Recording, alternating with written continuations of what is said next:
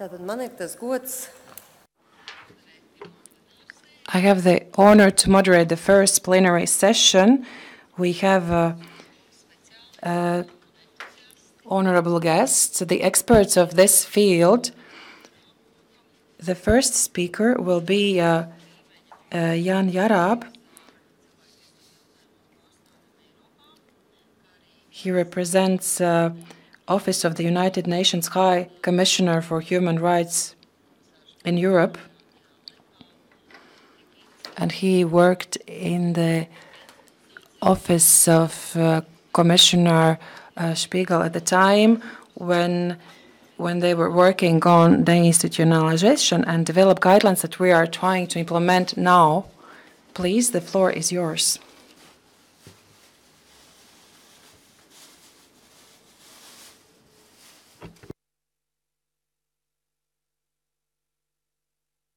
Morning.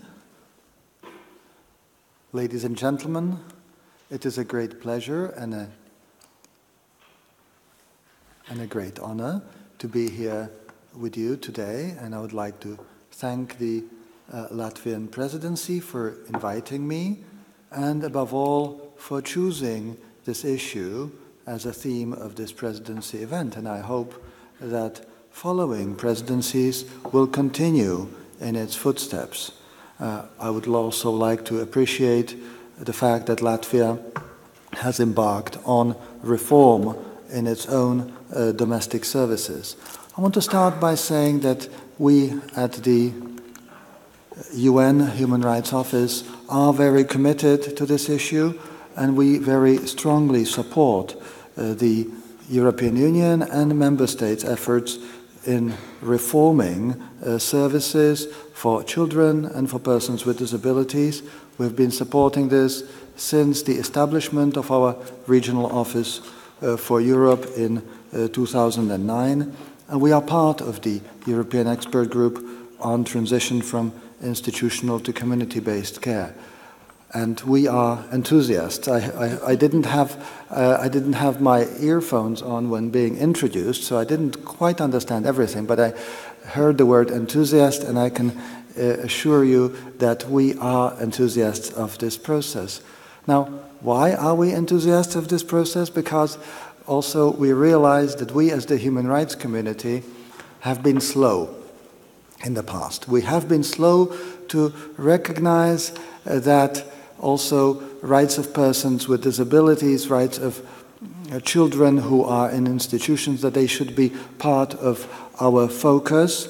And we have come to that understanding, and we have come to the understanding that when the Universal Declaration of Human Rights says that everyone has a particular right, it actually means everyone. It doesn't mean everyone except those forgotten people out there in institutions. And one of our roles here since the outset was to try to tie the emancipation narratives together. We know that they have been going on for some time, 4 different, sometimes you could say 5 different emancipation narratives for persons with disabilities, more specifically than the mental health area, persons with psychosocial disabilities, children, older persons, and that there are common denominators. Of course, they are not the same, but there are common denominators in the human rights challenges posed by the institutional culture and the institutional model. Now, I'm sure you're familiar with the international standards that apply here, but representing the UN, I have to start from them and mention at least the 3 key instruments we are referring to here. It's the UN Convention on the Rights of the Child, then specified with the UN guidelines for the alternative care of children, which are a form of soft law but much more focused on alternative care, then the UN Convention on the Rights of Persons with Disabilities. And here I would say, of course, we've all heard about the convention, we have discussed it. One thing that needs to be, however, emphasized is that this is a very, very modern instrument. It is an instrument that really represents a change of perspective. I'm sure that if a convention on rights of persons with disabilities had been adopted in the 1970s or 80s, it would have still been very medical, very paternalistic. The fact that we have it from the beginning of the 21st century is the reason why it has this focus on choice, on autonomy, on people as rights holders. And of course, Article 19, the one that we are discussing here, the one that's the basis of our efforts for deinstitutionalization, it doesn't really speak of institutions. It speaks about the opportunity to choose. It speaks about the availability of specific services in the community, including personal assistance, and it speaks about the availability of those services which are there for the general population. Professor Gerard Quinn from Ireland, from the National University of Ireland in Galway, often says that this article is in a way a kind of a gateway article to many others, to the enjoyment of many other rights in the Convention, because without it, without having the possibility to live independently and be included in a community, it's very difficult to enjoy some of the other rights. Now, when we come to children, the guidelines that I mentioned on alternative care for children tell us something that my honored colleague and friend Iri Schwarz mentioned already earlier, that the Commission has taken over in its recommendation, namely that poverty should not be a reason to place children in institutions. Indeed, it should not be a reason to separate children from their families in the first place. The effort has to be to support families, to avoid separation. But if separation is necessary, then children should be placed in family-type care.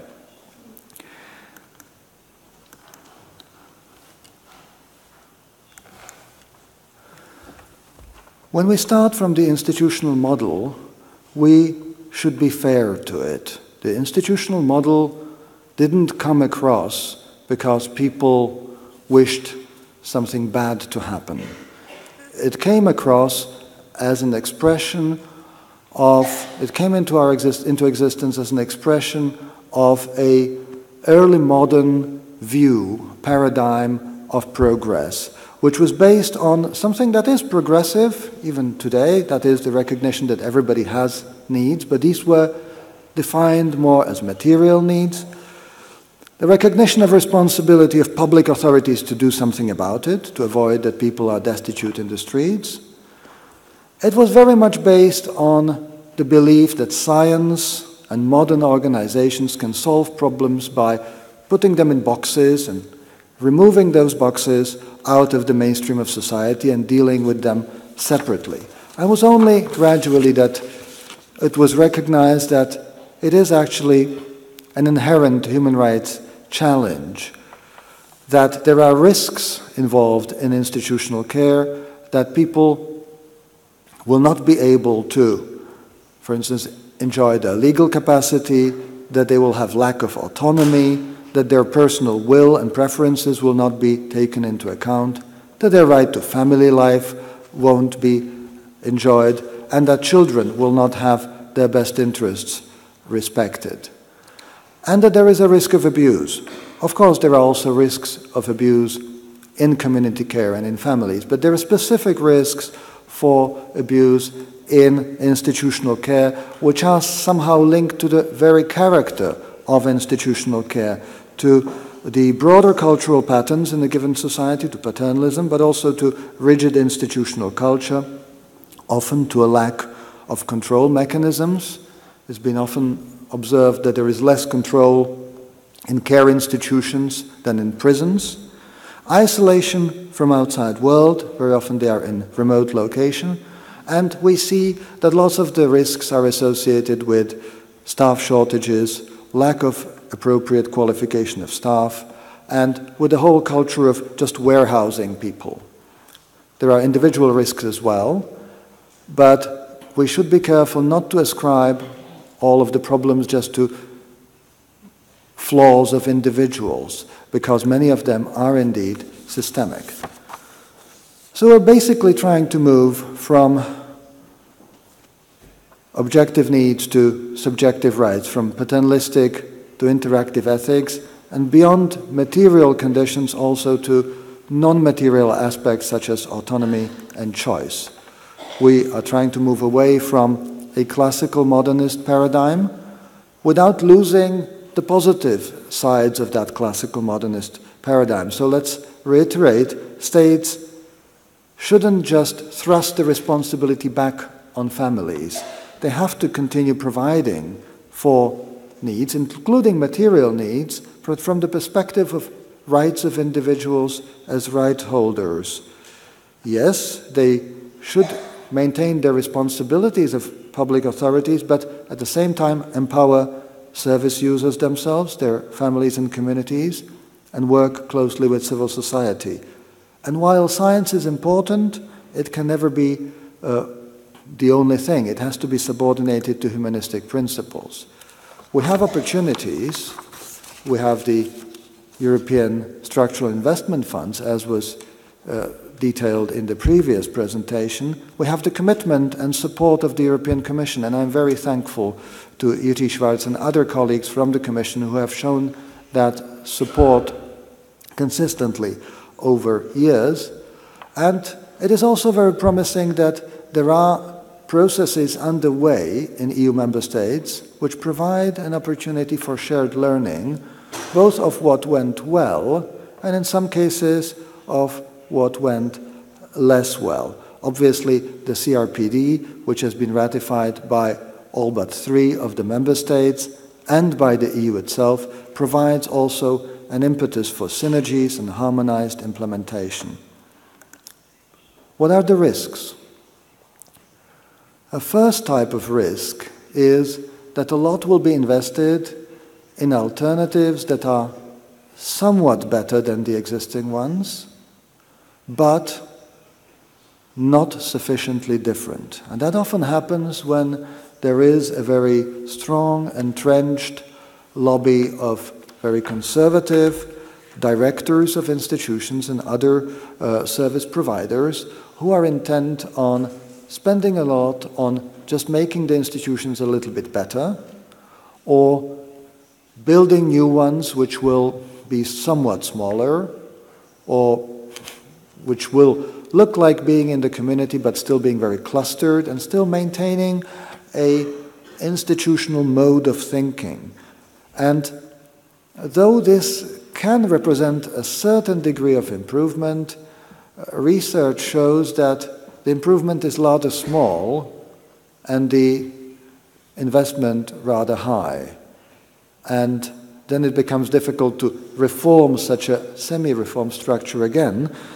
So it may actually mean a lost opportunity. Very interesting research comes from the United States of America in this regard, because they have mapped the development since the 1970s, and it is the Center for Outcome Analysis, if you're interested. It shows that overall the process of the institutionalization of services for persons with disabilities was a success from Maine to California, but that a real change, a real tangible change in quality of life came above all for persons who were moved to live individually or in very small group facilities of up to 4 to 6 persons. So when we see states planning that they will replace institutions for 500 people by institutions for 45 or 60 people, or even 15, we are worried, because we think this is not actually it's not a qualitative jump, it's a quantitative one, but it's not a qualitative jump that we would have wished for. The second type of risk is that sometimes it's only deinstitutionalization in the narrow sense of the word, that is just about closing something. And we always have to remember that if we use the word deinstitutionalization, we mean both closing something and creating something new. That's why we prefer to say the longer transition from institutional to community-based care. It's not just about closing and leaving people to fend for themselves or idealizing the old-fashioned family model that we return children or persons with disabilities to the care of their families. There is no way of returning to the 19th century. We don't want to return to the 19th century where women were not in the labor market and it was the role of women to take care of children and persons with disabilities. It has to be a role of the public sphere to create these services in the community. We need personal assistance, we need individual budgets, we need all this dense network of services that will make life in the community possible. And of course, as Jiří had said, we need to invest above all into prevention and gatekeeping so that the need doesn't even arise, or the risk of being institutionalized doesn't even arise or can be avoided. And finally, I should mention number three, two contemporary emerging risks that we have become aware of. One is that we see a development towards for-profit care services, both institutional and non-institutional, with a fully commercial logic, and somehow the state's saying, well, it's no longer our responsibility, we have privatized it. So we here as the UN have to say with all seriousness, no, you can actually privatize, you can have for-profit services, but the state remains responsible and accountable, and the quality must be just as when it's provided by any other type of service provider. And the other one, of course, which was also evoked, is the impact of austerity, which in some cases has created a setback because the more modern, softer, more person-centered services were easier to cut than the old-fashioned big institutions. Or, as we saw in Greece, we saw closure of institutions continuing, while at the same time, due to austerity, the community-based services were cut. That is, of course, wrong. I have two sets of recommendations. First is that, of course, the structural funds can help us bridging when there are the extra investments which need to be made in the phase of reform, when the old services are being gradually phased out, but new ones have to come in. That's a great opportunity to use the structural funds. We believe in our office very strongly in bridge building between the human rights expertise and the social and health policies expertise, and it's continuing, and the more the better. And of course we believe very much in involving all groups of rights holders. None of them should be forgotten, and there needs to be cooperation across sectors. We promote the recommendations of the international human rights mechanism, so please, you'll find a lot of inspiration, for instance, in the CRPD committees, concluding observations to those states that have been reviewed already, and the toolkit and guidelines on transition from institutional to community-based care. Here we thank very much the European Commission for having been such a staunch supporter of the guidelines and toolkit. And I would, of course, end up by thanking the Latvian presidency for choosing this theme and all of you for your kind attention.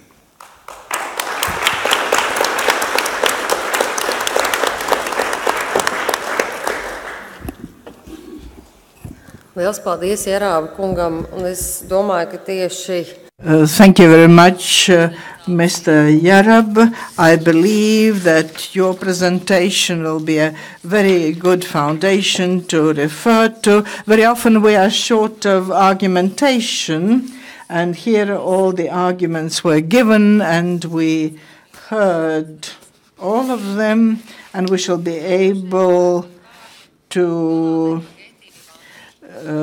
make use of them. And I would like to give the floor to Ms. Donata Vivante, a very active person in the area of support of human rights, and she was head of the Autism Society in Europe, and her contribution is huge. And now over to you.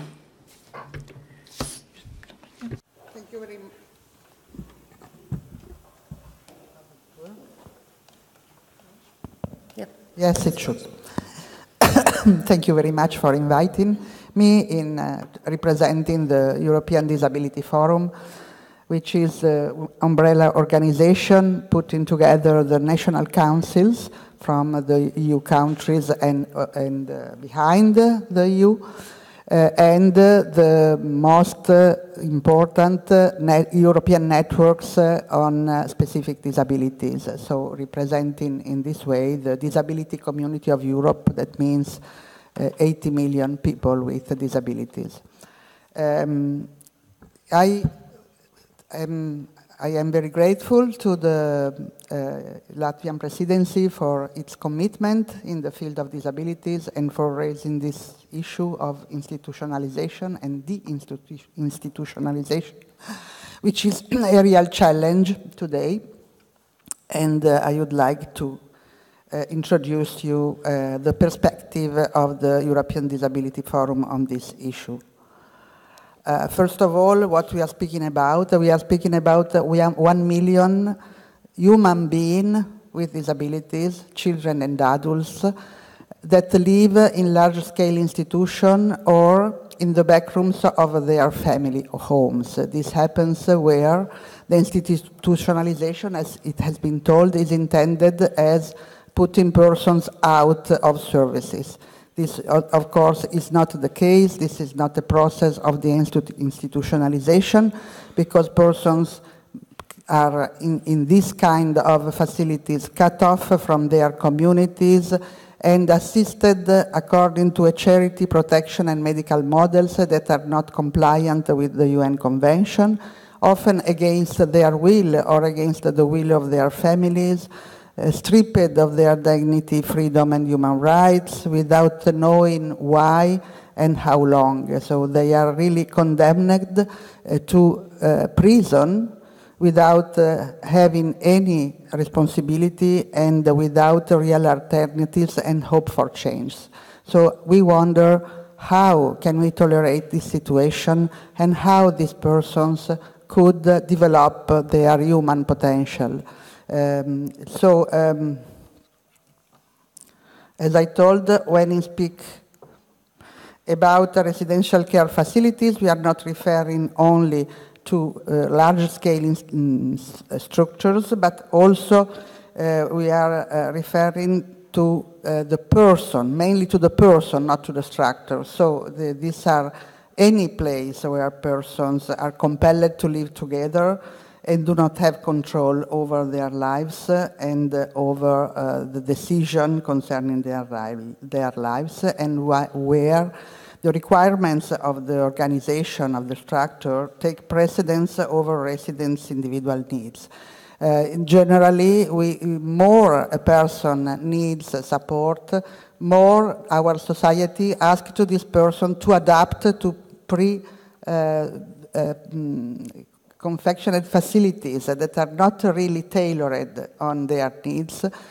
Maybe at the beginning they have been thought to be tailored on a general need of this population, but then they become the driver of the organization and not the needs of the person. So in some way, the institutionalization cannot be meant as that all people to be put in the society without a support. The institutionalization means focusing on the person and on his needs and making services to go to the person, not the person to go to the services. And as it has been told, of course, the needs of persons are different, but as we will see, Article 19 perfectly deals with the different situations of different persons with disabilities. So far, we do not have seen extensive institutionalization programs to be implemented in EU countries, though some very good examples exist and have been mentioned and will be further mentioned in these days.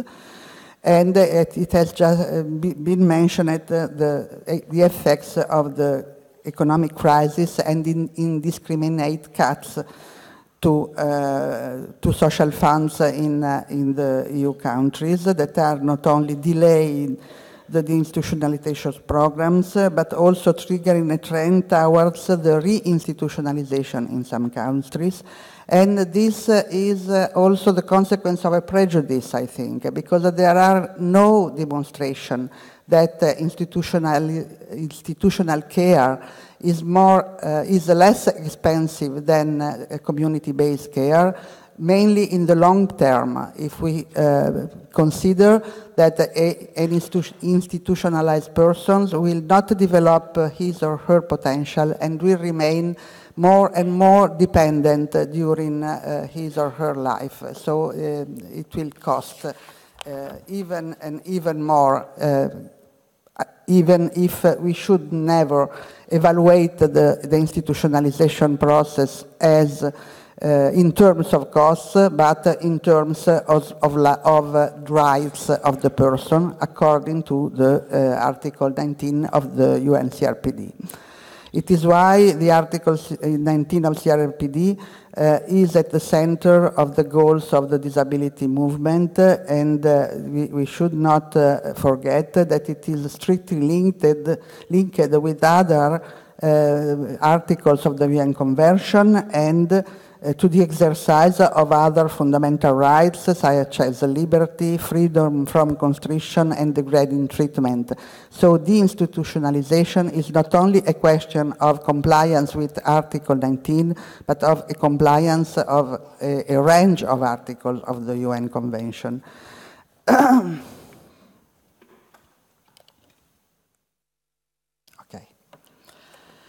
So Article 19 deals not only with the right to full inclusion to society, but also with the right to choice, it has been told, on where and with whom to live, which is a right of every human being, and builds on Article 12 as the institutionalization is one of the, is strictly linked with incapacitation processes and and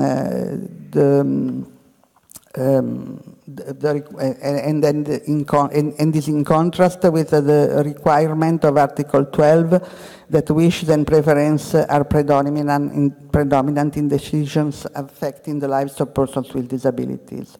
The key principles of Article 19 also remind that this deinstitutionalization is for all persons with disabilities, independently from the intensity of the support they need. So if it is true that some person need more support, they should never be considered incapable, as every human being should be considered to be a never-ending potential if he or she has the support to develop this potential. So this requires to have access to a range of services and support, including support to families, as Article 7 of CRPD on children clearly refers to the CRC, to the Convention on the Rights of the Children, where it is very clearly told that a child should never be institutionalized before that the proper and sufficient support to be provided to the family to rear their children at home. So fostering inclusion and participation and preventing isolation and segregation of persons with disabilities is not for few or for the less disabled person, is really for all, and a range of solutions should be identified to allow all persons with disabilities to live in the community.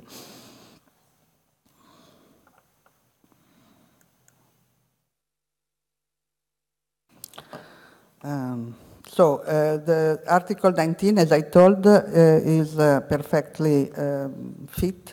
It perfectly fits with the different degrees and levels of disabilities, as it encompasses the different kind of services, for a range of services for these persons, including accessibility and reasonable accommodation of general services, health services, for instance, education services, to provide this kind of services to all persons, all children, including those with disabilities, with the proper support and reasonable accommodation. And however, it is also included in the Article 19 the possibility to provide living arrangements, small-scale living arrangements in the community. But a lot of work has to be done, and the role of DPOs is to continue to advocate for and raising awareness on the rights-based approach to disability enshrined in the UN Convention, and in a model of services and support that is consequent with this rights-based approach, as well as combating prejudices.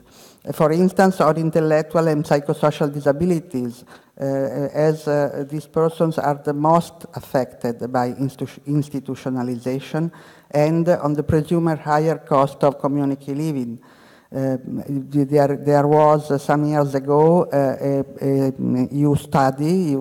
youth-funded study, the Clock study, that showed that it is not the size, it is the quality of the services that determines the cost of the services. This means that we cannot allow that indiscriminate cuts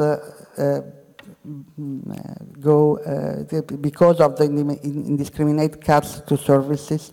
The approach to disability care goes towards bad quality services. So back in the past.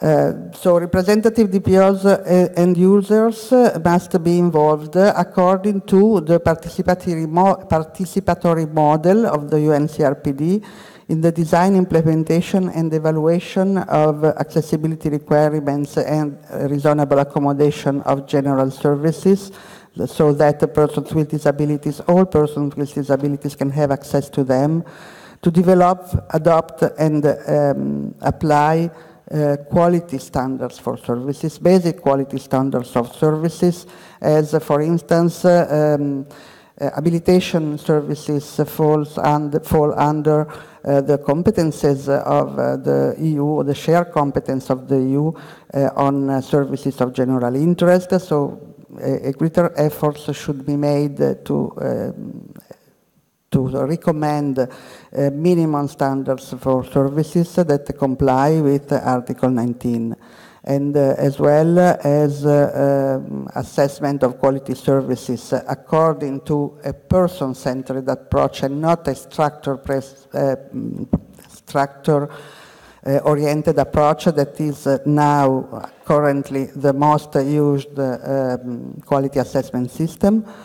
Also, it is necessary to move towards the empowerment of persons with disabilities to make choices, because persons who lived for a long time in an institution may not know that there are alternatives and may apparently choose to remain in segregating institutions, but it is because they do not have access to any other option.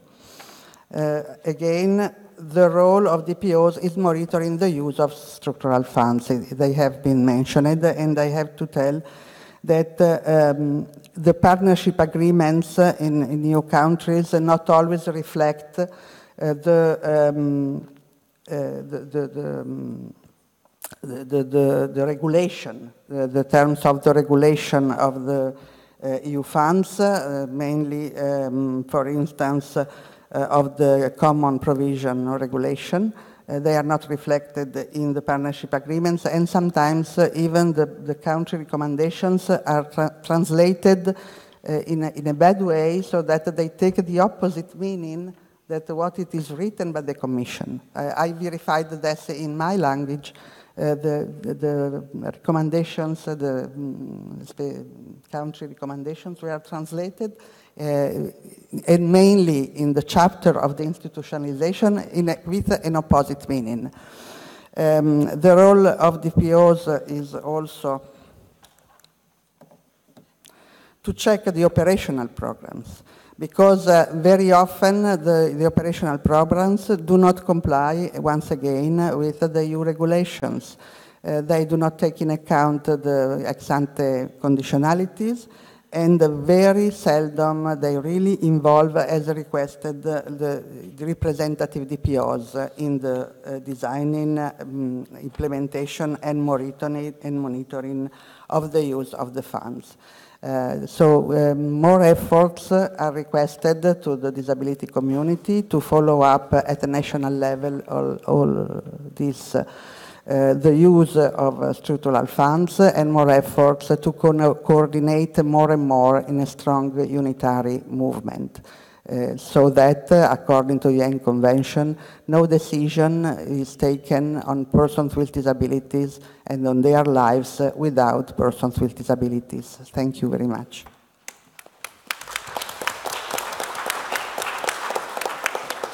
Liels paldies, Vantī kundze. Thank you very much.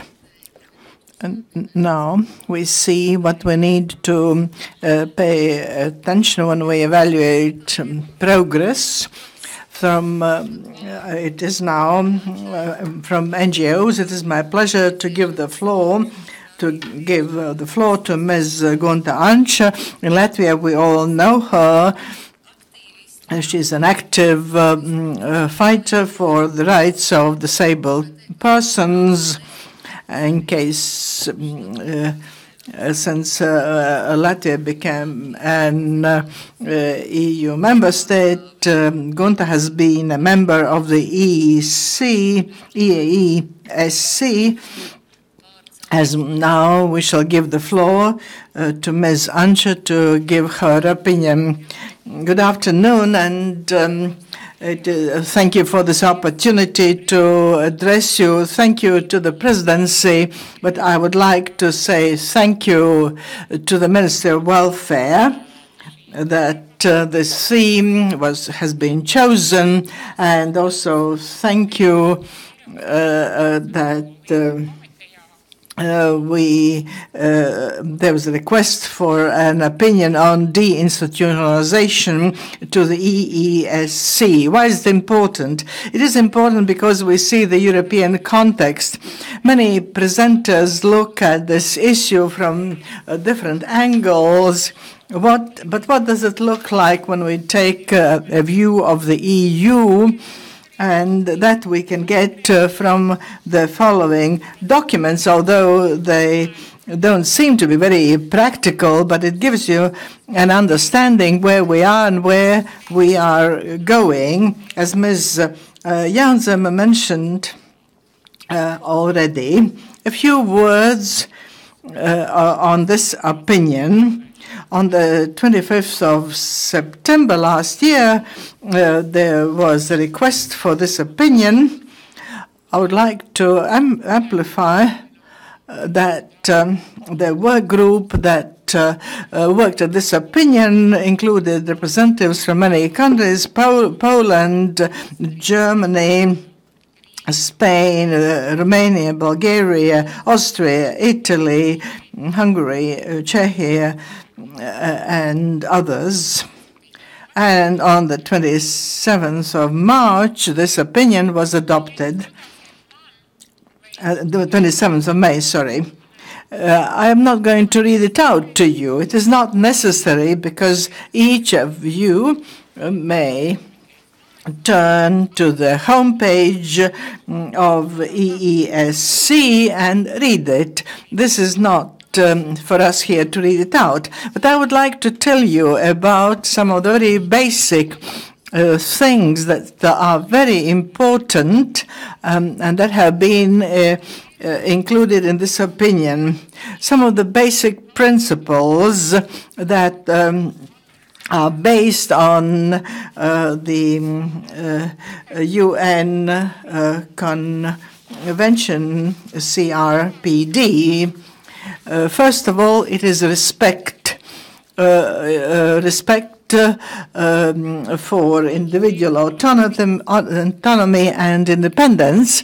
Secondly, the issue in Europe that we have spoken about a lot, but we haven't done so much. That is anti-discrimination as an issue that refers to people with disabilities in all areas of life, especially when we speak about deinstitutionalization. So the question is full and effective co-participation, inclusion into the community, and accepting a person with this disability as part of the diversity we see in this world, and accessibility that allows people with disabilities to get involved in all areas of life. To continue, I would like to show what were the four most important questions that we discussed. First is very essential, DI target groups. Who are these people that we now, when we speak about DI, I'll tell you there was a great diversity of opinions. And next question was, how different would these target groups be? How diverse? Another essential point, what do we understand by the term institution? What is it? Is it a hospital or something else? And finally, DI risks. What could happen in case DI is developed in a wrong direction or in a wrong way without really understanding it? And now a bit more about target groups in DI. Here we came to the conclusion that there were three major groups that we speak about when we speak about DI. Orphan children, these are people with disabilities, and the elderly. In our work group, we had many discussions. In each country, there's a different understanding what these target groups are. In Latvia, we have a very narrow target group. We speak about people with mental disabilities. We speak about children. We do not speak about the elderly. We do not speak about people with mobility disorders. But that does not mean that these people are not a target group. But in Latvia, we haven't dealt with them as yet. When we speak about orphan children, we see that the most important aim is a family environment where they should grow up. When we speak about people with disabilities, is to gain independence. When about the elderly, we use the term integrated care, a very fashionable term, that would give the person to live an active life in the social sphere, and also that be a good care and medical assistance if needed. Each of these groups calls for very special services that are designed specially for them. Each group is very different. Now I would like to turn to people with a disability. That group is closer to me, that we also speak about in our opinion. This is not a unified group either. When I say people with disabilities, if we say that we have one service for all of them, that means that there's no service for anybody, because each has their own individual needs that depend on many things. what type of disability it is, whether they have mobility disorders, whether they have other types of disorders, and how severe the disability is, and how big is the assistance that is needed. When we speak about DI, it is important to consider the time that the person has spent in an institution. It is essential to realize it because the person needs time to regain skills to return to society and to feel good. Very much depends on the age. At which age the person is trying to return to community. Also rehabilitation, to what extent are we ready to provide various types of services to a person who returns to their native place. And it's important to speak about the support system. To what extent do we provide services that will make the person feel at ease and feel independent? The next big question that we spoke about in our working group, what is an institution? A perfect answer is given in the guidelines. What is an institution? First of all, we understand that the residents are isolated from the broader society, and they are compelled to live together. It doesn't matter whether you wish to live together with this person or not. This is your room, and there you have to live. Secondly, an institution means that people who live there have got sufficient control over their lives. They can't take their own decisions. There is someone who takes a decision in their stead, and they have to submit. They can take only the decisions that have been taken for them. And thirdly,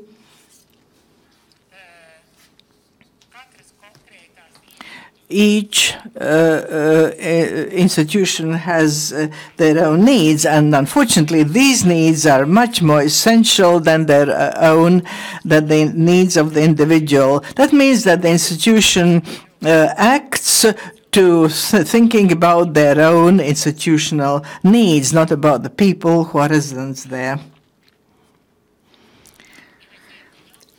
Now, if we pass over and to DI risks. My colleagues here mentioned a number of risks. I have here enumerated those that are included in our opinion and are really essential that we try to tackle.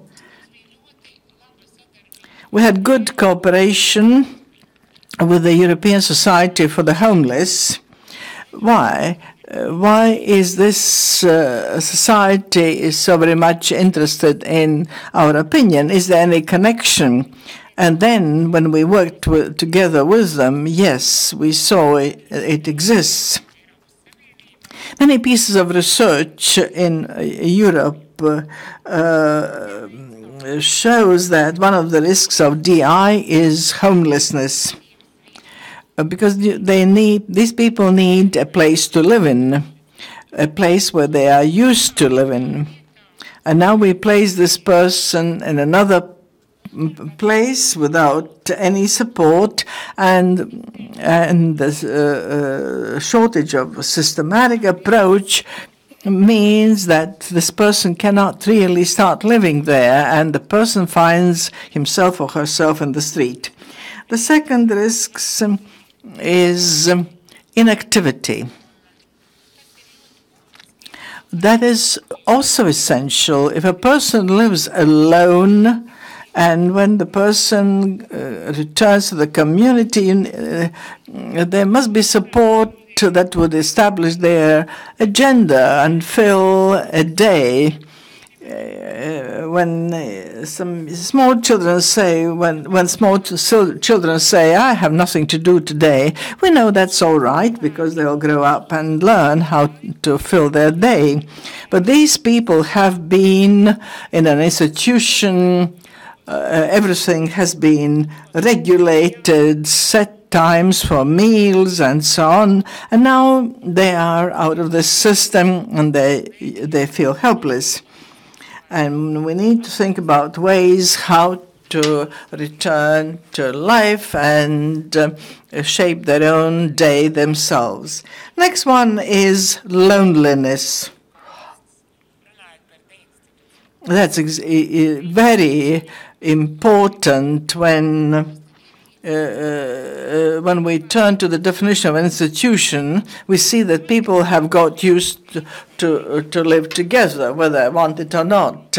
I'm together with someone in the room, and they have breakfast with other people, and now they're alone. They see that they start missing something, and at this point we need to think how to shape attitudes in the community so that people should not feel lonely. They should belong to the community. And finally, that is violence. That is a problem. What happens when this person goes out into the community? Is the community ready to accept the person as equal? Aren't there some problems? Don't we have to think about ways how to improve the situation? Of course, in their opinion, we couldn't give concrete answers to all these issues, but we could give some directions how these may be solved. And one is timely rehabilitation. That means that the person is provided with the possibility to return to the community in good time, and they start preparing for it. Tailor-made services that are based in the community, not a big group, but smaller groups for each group, even each individual. And finally, that is no less important, is a positive attitude of the society. A positive attitude means that the society, the community is ready to accept this person. It's easy just to jot down these points, but it's much more complicated to get them implemented. I believe that we have concrete aims and we have understandable tasks. We can also shape the steps how to reach these aims. That much briefly about this opinion that was prepared by the EESC, where I was also a rapporteur. And here in the final, you see a puppet, and here we are the scissors that are cutting off these strings so that the person would be able to move around independently and not be jugged about. Thank you very much. Paldies, Ančas kundzei. Thank you, Ms. Anča. I would like to say that this opinion also shows how the importance of EU consultative institutions, including the committee working on economic and social issues. This institution is able to assess from various assess problems from various aspects. Thank you for the input. I think it will be very useful for our further work. The next speaker will be the director of the Department of Social Services at the Ministry of Welfare of Latvia, Danute Jasko. She has a lot of experience in the field, and she has taken a fresh approach here in this presentation.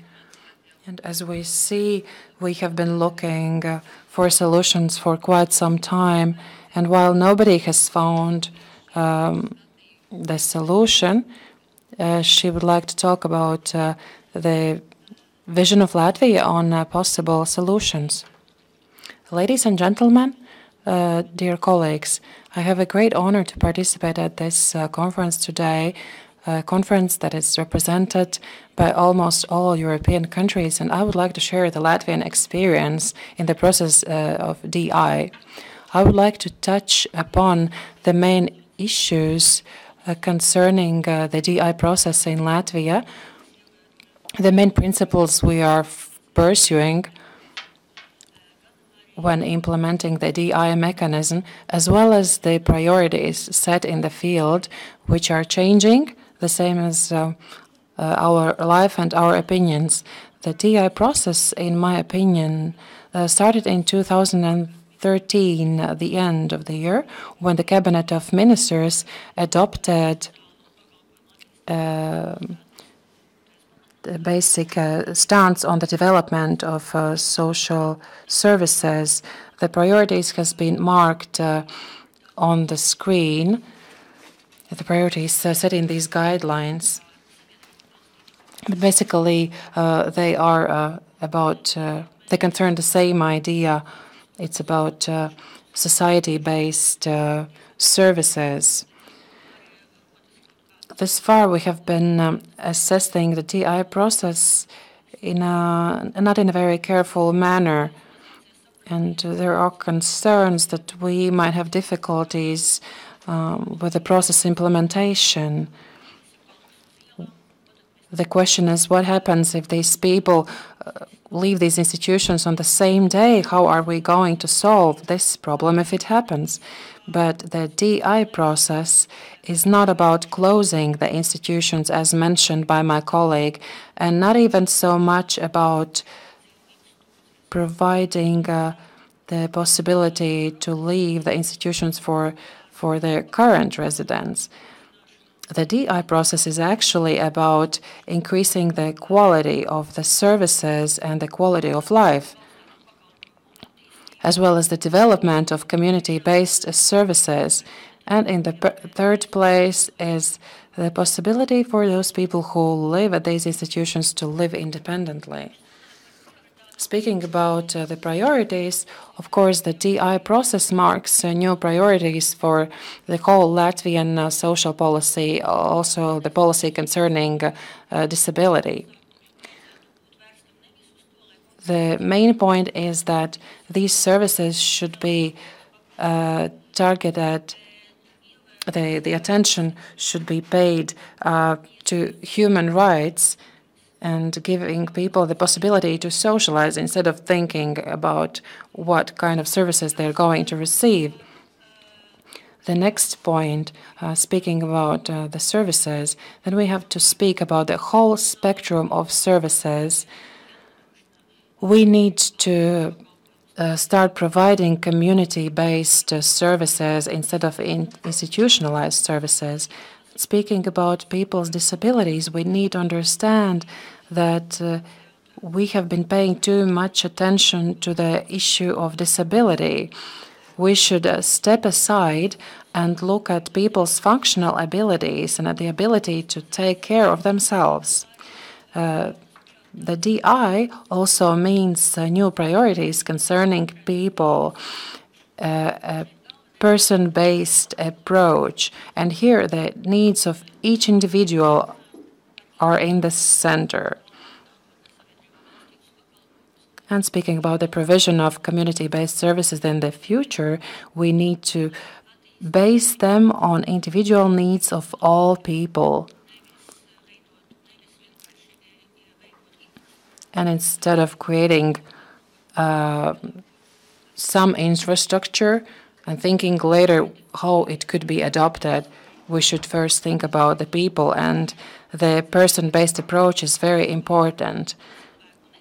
We should not be thinking about the inability of people, but about individuals, about some individual inabilities to take care of themselves. Speaking about the principles applied also by the welfare ministry when working out the DI mechanism, the first and the most important principle is the involvement of municipalities in the DI process. Here you see the Latvian administrative map. It is quite colorful. Here you see 119 municipalities. Each municipality has a social service that provides services to people with disabilities. If we want to provide community-based services to all individuals in all Latvia, the optimal model would be to involve the 119 municipalities. But I must admit that municipalities are different, and their abilities to finance these services are different as well. The number of individuals in these municipalities is different.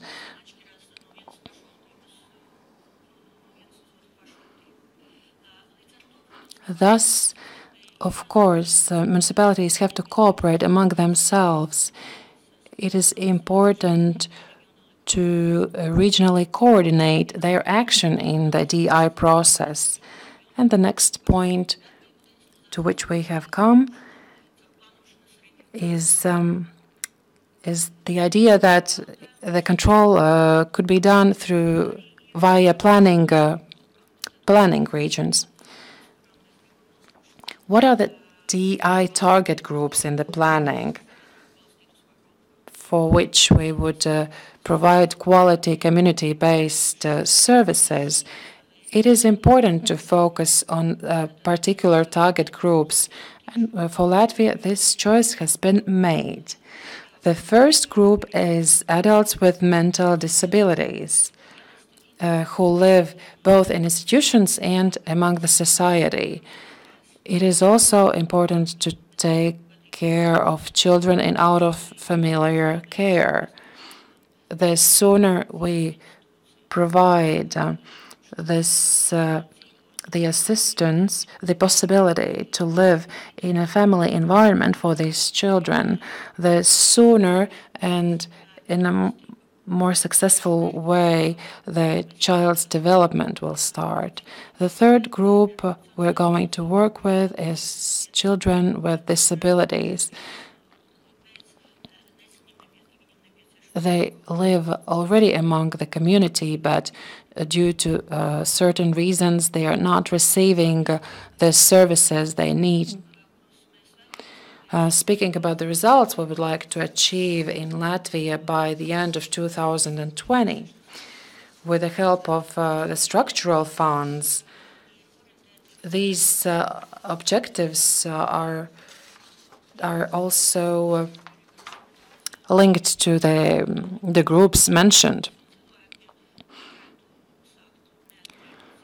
By 2020, a part of people could start living independent life outside the institution. 1,040 people approximately. We want to provide for them services in their place of residence.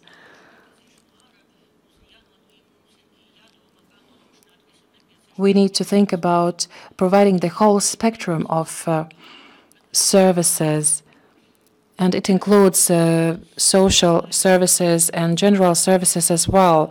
Certain institutions will be closed, and the number of places will be reduced in these institutions. Speaking about children, we have planned that the number of children will be reduced to about 60% in the age group of 3 to 6 months.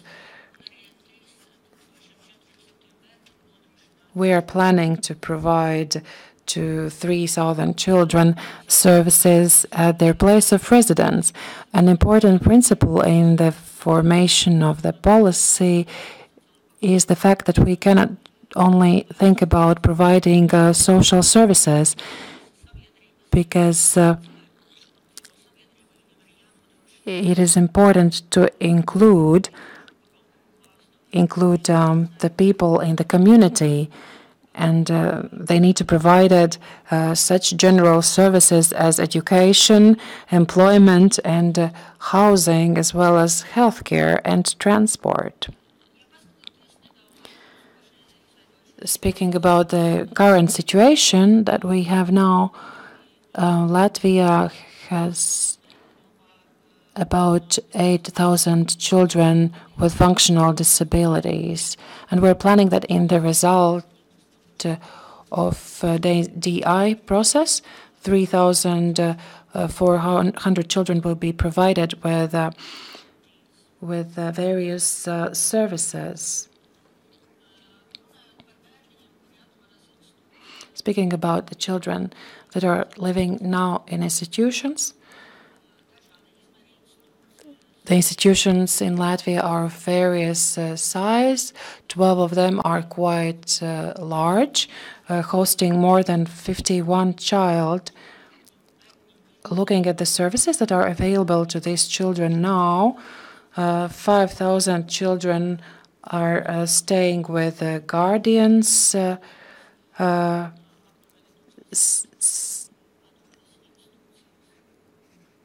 16,000 children are staying in foster families, and 1,700 are residing in institutions.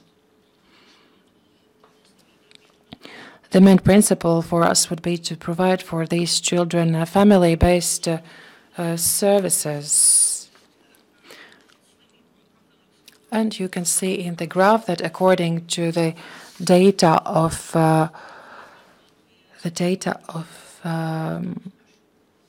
concerning disease, you see the number of these people affected by this problem. Only 6% of people live in institutions.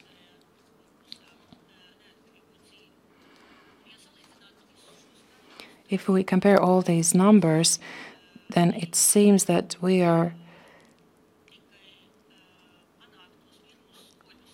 trying to make only the first steps to provide individualized quality services for these people. The DI process itself is taking place already now, considering the trend that people are leaving institutions. Last year, about 70 people had the possibility to leave institutions and to start living in families or start using housing services.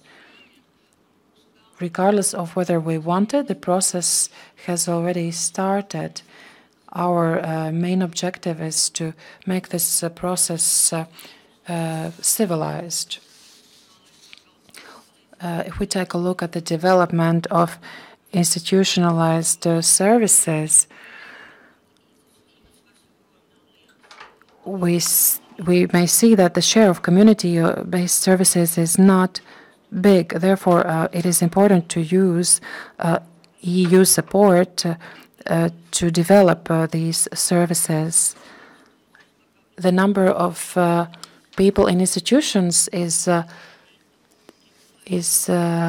becoming lower, but at the same time, there is a line of people waiting for these services, and this line is growing. This may be explained by the fact that there are no serious alternatives. alternatives for community-based services in the people's place of residence. The DI process is aimed at providing community-based services to people. The DI process has been planned in several directions, but the main principle that we have tried to elaborate into these mechanisms is individual needs of persons. The start of the Latvian DI process has been the assessment of people's needs residing in institutions or among the community. 5 regions will be responsible for further development of the DI plan. And along the elaboration of this plan, specialists, experts will be trained. And here we're talking about specialists working in special services, experts who are already involved in the provision of services, also institutional services. Together with elaboration of plans for DI, we shall have the real process going on to improve the infrastructure and also monitor and assess the DI process. Now, a cooperation model for DI among stakeholders. Here you see in the slide the main DI coordinators are the planning regions. They have to work together with local governments to work a detailed DI plan in cooperation with the NGOs to provide the services that are necessary for those who live in the community or those who will be living to start an independent life. That's why it'd be very important for all the interested parties to work together. Now, when we speak about some challenges, here I could say mainly that is a very unequal, ambiguous attitude from the society towards DI. So a number of measures have been taken to gradually change the attitude of the society to the DI process. It's important to see to it that the local government is more involved in the process. It's important to come to terms with all the interested parties that in the center we have the needs of the people, and everything should be based on the needs of the people, and all the steps that we take proceed from here to improve the infrastructure. And now it is real time to start working together for all of us to implement the DI process in a successful way. And now I would like to say that I really do hope when we speak about the DI mechanism and the opportunities and the challenges, I hope that in a few years when we have another international conference, Latvia will be proud not only to introduce their own ideas how to implement, but also speak about very concrete results. Thank you very much.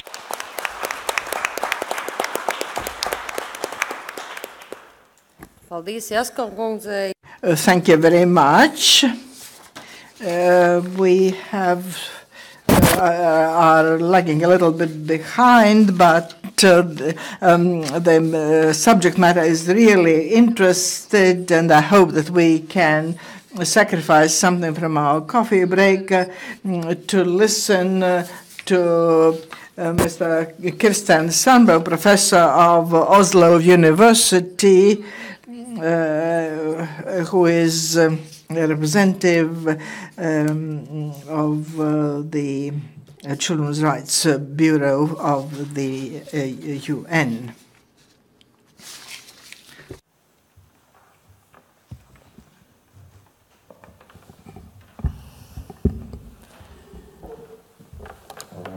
Dear all, thank you so much for inviting me to this very important event. Thank you to the Latvian presidency for organizing it. I think I should say that what I'm a member of is the United Nations Committee on the Rights of the Child, which is monitoring the implementation of the Convention on the Rights of the Child in all countries around the world. Today I'm going to talk about result-oriented social policy reform. And I think we've gone through all of these stages already, through all the speeches by the other speakers, but now I'm going to look at it at a kind of the principal stage of looking at these different stages that you have to go through when you plan and implement a policy reform. And there are four main stages, four main activities that you have to do when you try to make a policy reform. First, you need to do the mapping. You have to look at what is the present situation. Then you have to find out what are the results you want to obtain. Then you look at the measures, how you would get to this result. And finally, you have to have an idea about how you're going to monitor the results. And I'm going to talk about these four stages. So first, to the mapping. So that is about where are we today? What is the present situation? How many people is it about? Who are they? Where are they at the moment? What needs do they have? What are the root causes that we are in the present situation? For instance, with a large number of people in institutions, but also a large number of people with disabilities living at home without the proper services. So there needs to be data collection and analysis of the data, and these data need to be disaggregated so that you can put it into different categories by gender, age, geographic location, type of institution that people are in, the reason for being there, any special needs. Of course, you need to divide into these groups. For instance, in Latvia, where you have children in institutions, you have persons with disabilities, and you have children with disabilities living at home. And the elderly was mentioned as a group earlier today. So all of these different types and groups have to be put into statistical analysis before you start your work at all. That is something we see in the Committee on the Rights of the Child, that many countries, or even most countries, I would say, do not have proper data collection systems, and so it's very hard for themselves to know actually what they are doing, and for our committee in Geneva to see what they are doing. You also need qualitative analysis. How is people's life today? What do they want? What are their needs? I just have to do this at a very kind of principle level. I can't go into detail, as you know, about the time here. So then you have to find out what result you want. So this is not the result you have reached yet. This is putting out the result you want to reach. So how you view it in advance. What do you want to obtain? So you have to put up the overall goal of the whole reform. You have to specify it a bit more into the objectives, and then you have to set out the time-bound targets within each of the objectives, and you need to use indicators to see how this is going to function. So I'll look a bit at each of those. So we've already heard quite a lot about the overall goals that you might want to reach. That would be today, we would say it would be to fulfill human rights, and it has been like that for a long time, at least talking about children since 1989, as was mentioned, and with the CRPD since 2006. Is that when the convention? Yeah. So fulfilling the human rights, I won't go into detail, but it has to do with the dignity, autonomy, equality of opportunities, etc., as we've heard before. But it also has to do definitely with giving people a better life. When it comes to deinstitutionalization a bit more particularly, the objectives would be the right to a home or for a child to live in a family. Another important objective is inclusion in society and self-determination as far as possible. In Norway, we had a very important reform in 1991 regarding the deinstitutionalization of persons with mental disabilities.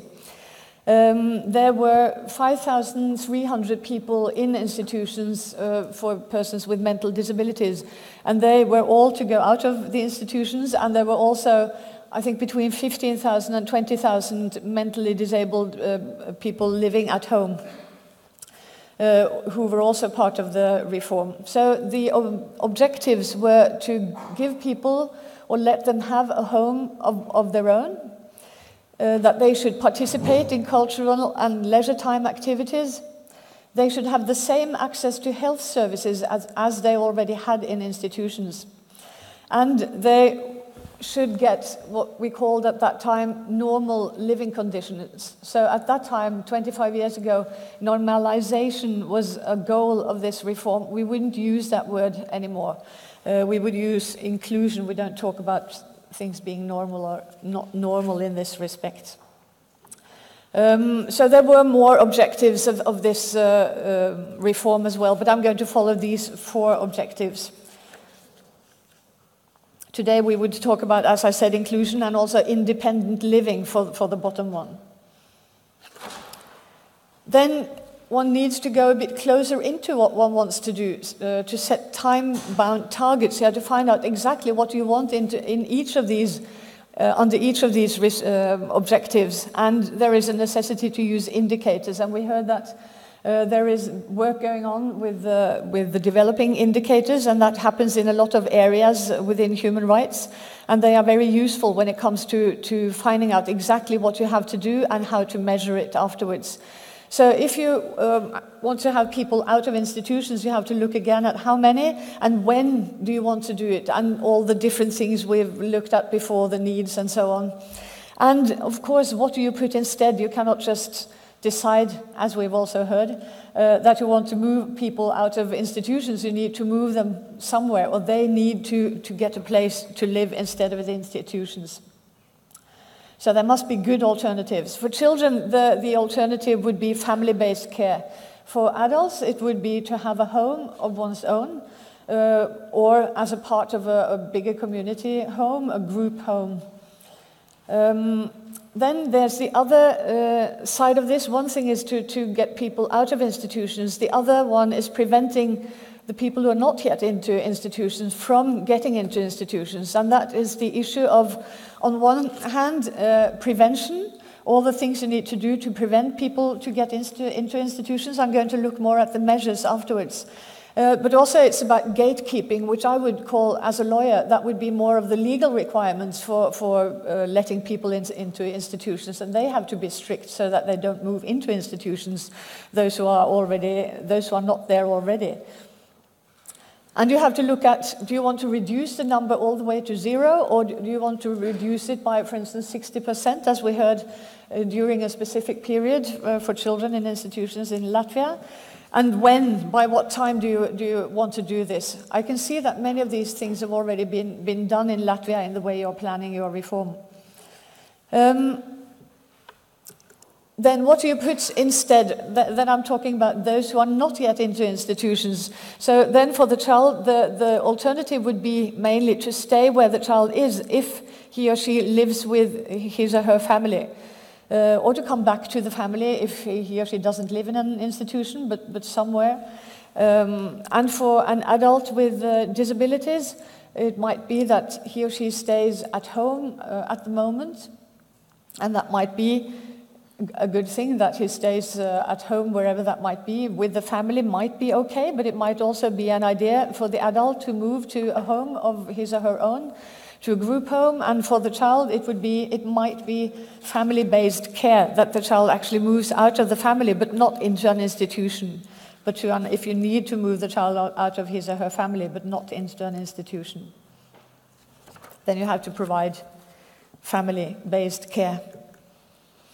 In Norway, what I call the HVPU reform, this is the Norwegian abbreviation, we are so used to it, but it's for mental disability, persons with mental disabilities to not be institutionalized. So when you need to set targets, you need to do it for all the objectives. And I think in Norway we were very occupied with giving people a home of their own.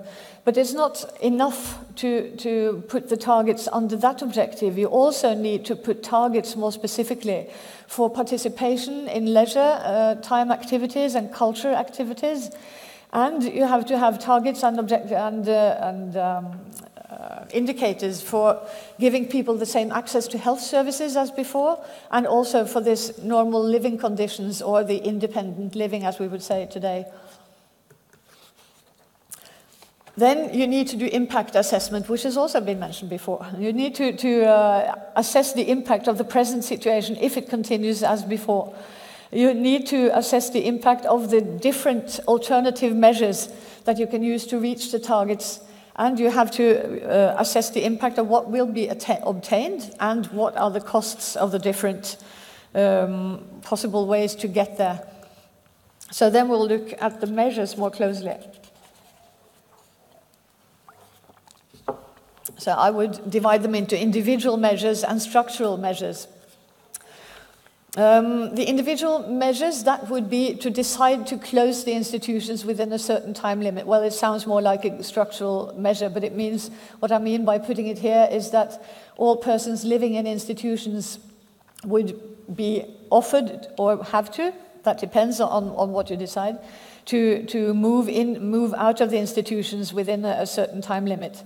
That is a possibility, to put that as the main goal. In Norway, we did that with the time limit starting from the whole reform started the 1st of January 1991. And the final time frame of abolishing all the institutions was 31st of December 1995, so that would give them 5 years. But the recommended time was actually the 1st of January 1994, so that would only give them 91, 92, 93, 3 years to do it. But it was a bit flexible. But that was actually a decision that was made to start off with. That is what we want. That is our goal, our target, is to close the institutions. And we have to then make that decision. And then provide the alternatives to institutions. As I mentioned before, for children, it would be to provide family-based care. That could be to live with his or her parents.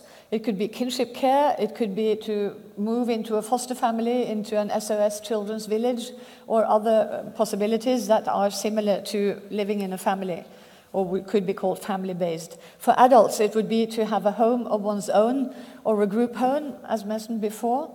Then, of course, other individual measures would be to give financial support to the individual to be able to live like that. You need community services, as we've heard before. Training to the individual. For parents, that would be to train them in positive parenting, how to take care of a child, which is not so easy always. And for adults, it might be to be trained in activities of daily life and other kinds of training which is needed, of course, physiotherapy and things like that as well.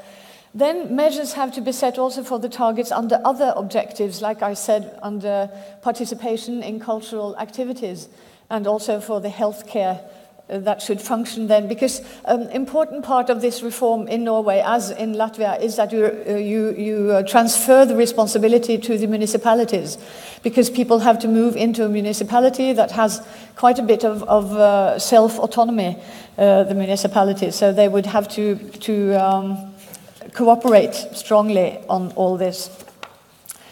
But you would have to set the measures for all these other targets as well.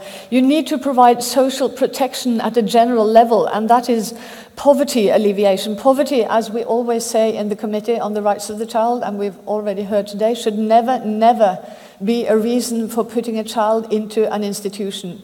And if it has been a reason why the child is already there, you need to provide social protection so that parents can take them back into the family. And that would mainly be when I talk about that, it would mainly be in financial support to families, but also social protection for persons with disabilities moving out of institutions.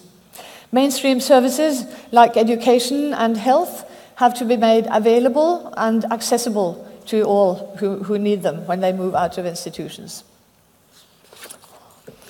The structural measures, I could talk a long time about those, I won't, I'll just mention them. You need a legal framework, really. This need to be put into law, not least when it comes to the gatekeeping for placing persons in institutions, as I said before, but also the minimum standards for the services when they are to be provided by the municipalities.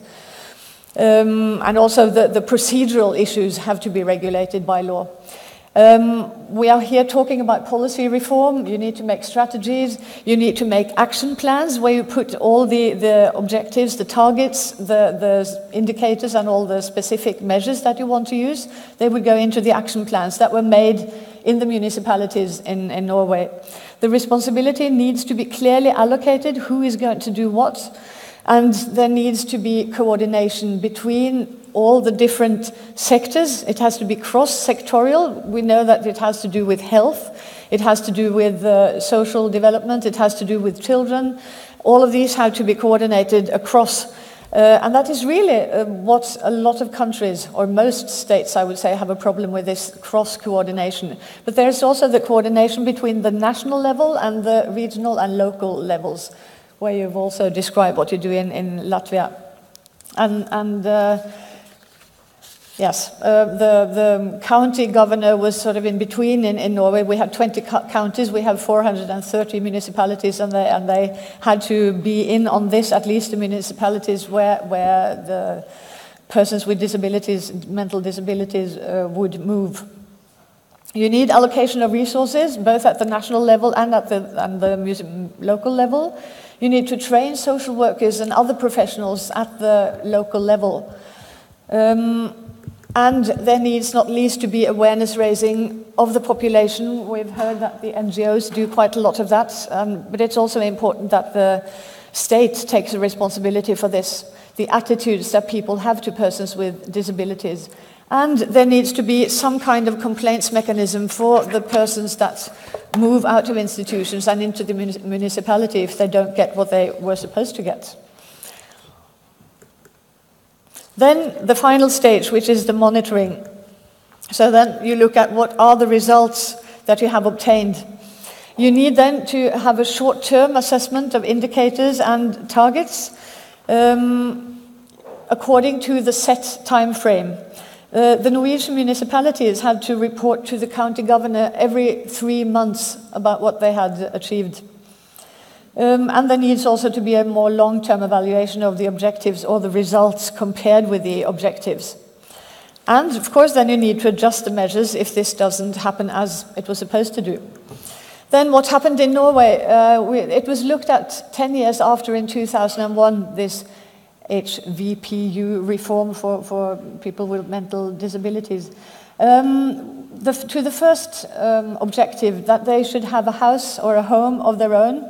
Yes, all of these 5,300 people had actually been moved or had moved out of institutions because it was voluntary whether they wanted to do it or not.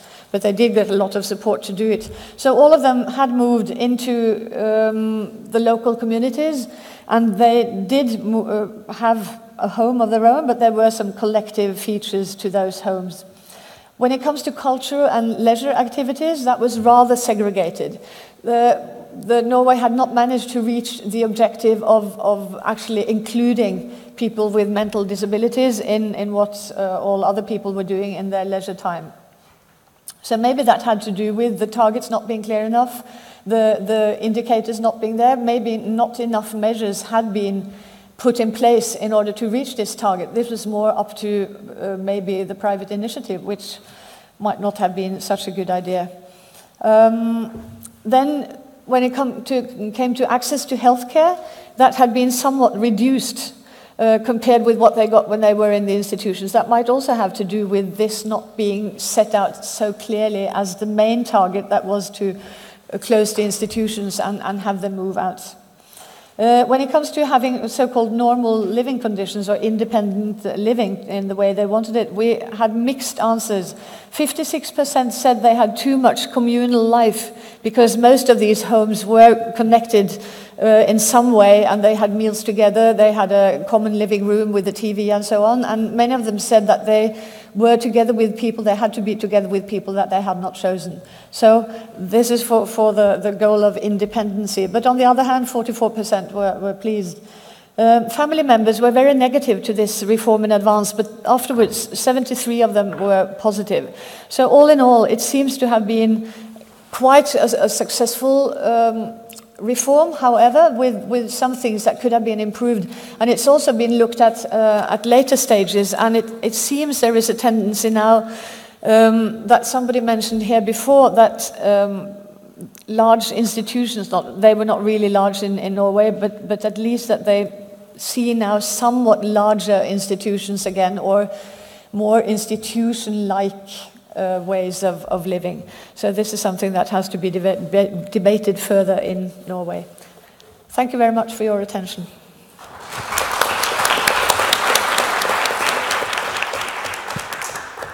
Liels paldies Sandbergas kundzei par dalīšanos ar pieredzi Norvēģijā, kā redzam. Thank you for sharing the Norwegian experience, which you started the process at the time when Latvia took its space for independence. I must say that this is an inspiring example, and we can continue learning together. Now I have the pleasure to introduce you to the next session before we go to the coffee break. I suggest that we postpone lunch for 13:45. Let us have a coffee break now and come back at after 20 minutes. I think it will be enough. And after that, we will have a little bit more time. I'm already looking at the next moderator, Eva, who will host you here after 20 minutes. Thank you.